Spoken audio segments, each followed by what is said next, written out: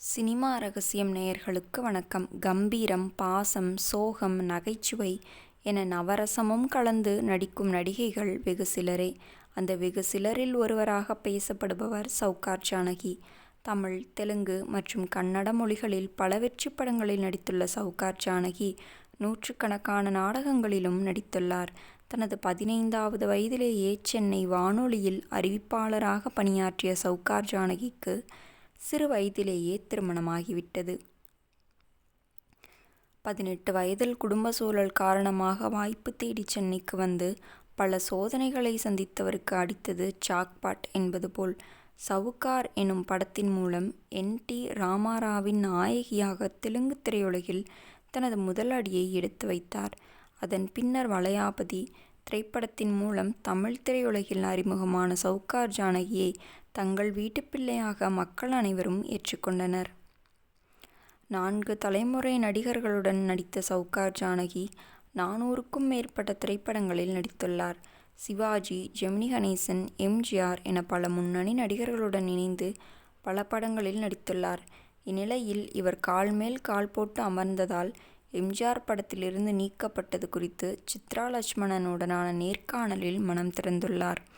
அவர் பேசியதாவது: எனக்கு ஒரு பழக்கம் இருக்கிறது. யாராவது வந்தார்கள் என்றால் வணக்கம் சொல்லிவிட்டு கால் மேல் கால் போட்டு உட்காருவேன். மாடப்புறா படத்தில் எம்.ஜி.ஆர்., எம்.ஆர். ராதா எனக்கு 3 பேருக்கும் ஷூட்டிங் நடந்தது. இரவு ஷூட்டிங் அது. அப்போது எம்.ஆர். ராதா வந்திருந்தார். அவருக்கு வணக்கம் சொல்லிவிட்டு கால் மேல் கால் போட்டு உட்கார்ந்தேன்.